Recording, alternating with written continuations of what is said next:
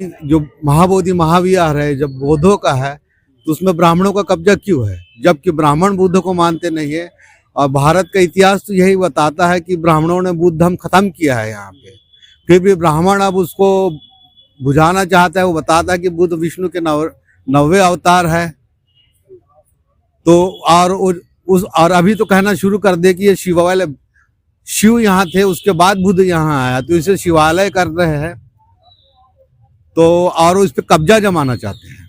तो हम चाहते कि जैसा बाकी धर्मों के जो भी मतलब मॉनेस्ट्रीज होते हैं वो उनके धर्मों के लोग ही संचालित करते हैं, वैसे ये बुद्ध का महाबोधि महाविहार है जहाँ भगवान बुद्ध को ज्ञान प्राप्त हुई थी, ये वो जगह है और इसका इतिहास है। ये कोई काल्पनिक नहीं है। ह्वेनसांग भी जब आए थे, सम्राट अशोक का इतिहास है, उसमें ये सब नमूद है। तो ये इतिहास को झुठला के इसको शिव मंदिर बताने गलत बात है। आज़ादी का 75वां साल मनाया जा रहा है, फिर भी ब्राह्मण, ये जो कानून है 1949 का है, जो हमारा संविधान जो लागू हुआ 26 जनवरी 1949 में लागू हुआ। उसका पहले सारा कानून, जिस दिन संविधान लागू हुआ तो पुराना सारा कानून निरस्त हो जाना चाहिए, और वो आर्टिकल 13 में लिखा हुआ है। फिर भी जो पुराना कानून है संविधान लागू होने का पहले का, उसी के तहत ये टेम्पल क्यों चलाया जा रहा है? नहीं तो धर्म की आज़ादी सभी को है, तो यहाँ भी आज़ाद पूर्ण रूप से कोई भी अगर यहाँ बौद्धिस्ट जो है वो बैठना चाहते हैं, अपने इच्छा अनुसार समय देना चाहते हैं तो वो दे सकते हैं। किस तरह की दिक्कतें आ रही हैं?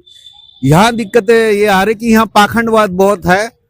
यहाँ जो मैनेजमेंट में जितना मतलब जो लोग हैं यहाँ, मतलब उनका जो वो लोग ज्यादा संख्या में है, तो बुद्धिस्ट मॉन्क का कोई जो भी मतलब जो अर्जी होती है उसको मंजूर नहीं किया जाता है। दूसरी बात, यहाँ का कर्मचारी बुद्धिस्ट नहीं है। यहाँ आप देखेंगे 20 साल से यहाँ का लोग भीख मांग रहा है। इनका यहाँ के मुख्यमंत्री 20 साल से राज कर रहे हैं, यहाँ इतना डोनेशन आता, उनका जीवन व्यवस्था अच्छा किया जा सकता था, उन्हीं पैसे से उनको अच्छा सुंदर जीवन दिया जा सकता था, उनको एजुकेशन दिया जा सकता। वो इस पैसे का क्या सदुपयोग नहीं करते हैं। ये सब यहाँ भ्रष्टाचार है। और अगर ये आज तक यहाँ पे जो भी डोनेशन है या सरकार की तरफ से या महाबोधि महाविहार का जो ट्रस्ट है इसकी तरफ से, ना तो कोई कॉलेज खोला गया है, ना तो कोई अस्पताल है। तो बाकी जगह तो होता है ना, जो बड़ा बड़ा जो होता है। और ये तो वर्ल्ड हेरिटेज प्लेस, इसका नाम पे यहाँ पे एक तक मतलब इस बिहार बोध गया के अंदर एक स्कूल नहीं है कि जो यहाँ का बच्चा अच्छा पढ़ाई कर सके, लिख सके। जो 20 साल से जो लोग भीख मांग रहा है वो भीख ही मांग रहा है। जो बच्चा यहाँ पैदा हुआ होगा, आज वो 20 साल का होगा, वो यही आवारागर्दी करता घूमता है। उसका एजुकेशन का अगर ये महाबोधि महाविहार फंड का अच्छा इस्तेमाल होता, वही लोग अगर करते। बोध गया में विश्व के सभी कोने से लगभग लोग आते हैं और वर्ष में एक बार बहुत भिक्षु भी यहाँ एकजुट होते हैं। तो उस समय क्या इस तरह की बातें नहीं निकल कर आती हैं?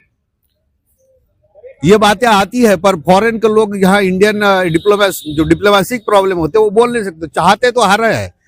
जो भी बाहरी देश से जो भी बुद्धिस्ट कंट्री का आदमी आता है, जो बुद्ध के में विश्वास रखता है, बुद्ध की धारा में विचारधारा में विश्वास रखता है, जितने उपासक आते हैं वो चाहते हैं, लेकिन वो दूसरा देश की होने की वजह से नहीं बोल पाते। यहाँ बहुत सारा देश का मॉनेस्ट्री है, पर वो यहाँ के आके बैठ नहीं सकते, उनके ऊपर बंधन है। एक दूसरे देश का जो पॉलिसी होता है उसके तहत वो चल के नहीं आ, वो चाह कर भी नहीं आ सकते। इसका मतलब ऐसा नहीं है कि उनका हमें समर्थन नहीं है। तो अब आगे इसको आप किस तरह से आगे बढ़ाएंगे और कितने दिनों तक ये अनशन चलेगा? ये तब तक चलेगा जब तक ये हमारे हाथ में नहीं आ जाता। जब तक ये यहाँ इसमें ये जो मैनेजमेंट है बौद्ध भिक्षु या बौद्ध लोगों के हाथ में नहीं आता, ये तब तक ये संघर्ष चलेगा। चाहे 2 साल लग जाए, 4 साल लग जाए, ये अब हटेंगे नहीं हम। तो अभी तक कितनी मैनेजमेंट आपके हाथों में, यानी बौद्ध भिक्षुओं के हाथों में कितने प्रतिशत में अगर बताएं? हाँ, वही बताना चाहिए। जो 49 के के तहत 4 बौद्ध भिक्षु होते हैं और 4 ब्राह्मण होते हैं। और सबसे गलत बात है जो 4 बौद्ध भिक्षु होते हैं और 4 ब्राह्मण होते हैं। और सबसे मुख्य एक बड़ा काला कानून है कि, और जो धर्म निरपेक्ष राष्ट्र के लिए बड़ा काला कानून है कि यहाँ का जो डीएम है वो हिंदू ही होगा। मतलब 1949 से यहाँ पे दूसरे धर्म का कोई डीएम नहीं बनाया गया है। डीएम यानी कि जिला प्रशासन, हाँ, वो अध्यक्ष प्रेसिडेंट होते हैं। तो एक ऐसा जिला इन्होंने तय कर दिया देश के अंदर में, एक कानून बना दे कि जिले का अध्यक्ष जो होगा वो हिंदू ही होगा। क्या देश के अंदर IAS officer Christian Muslim Sikh नहीं है, जैन नहीं है, उन्हें वहाँ क्यों नहीं भेजा जाता? कानून के तहत नहीं भेजा जाता। ये एक षड्यंत्र है। ये बौद्ध टेम्पल है, अभी शिवालय बोल के हड़पना चाहते हैं। यानी यहाँ अब आजादी के बाद से 75 वर्ष के बाद भी अब तक मजिस्ट्रेट जो हुए हैं वो हिंदू हुए होता है, या नॉन बौद्धिस्ट नॉन बुद्धिस्ट होता है, और वो प्रेसिडेंट होता है। तो ब्राह्मणों की संख्या 5 हो जाती है, मतलब जो हिंदुओं की संख्या 5 हो जाती है, तो मेजॉरिटी में ब्राह्मण हिंदू होते हैं, तो बौद्धों की बात, कोई भी बात मानी नहीं जाती है, किसी तरह की आपकी अर्जी जो है वो सुनी नहीं जाती है और परेशानी होती है। जो ठराव है वो पास नहीं होता है, तो उनका अपना मन मर्जी चलता है। और बाकी जो बुद्धिस्ट रखे हैं वो भी सामंतवादी विचारधारा के लोग रखे जाते हैं। यानी कि आप सीधे तौर पे राजनीति होने की और यहाँ षड्यंत्र रचे जाने की जो है वो बात, ये षड्यंत्र ही है, रचे जाने की बात नहीं, षड्यंत्र के तहत ही चल रहा है।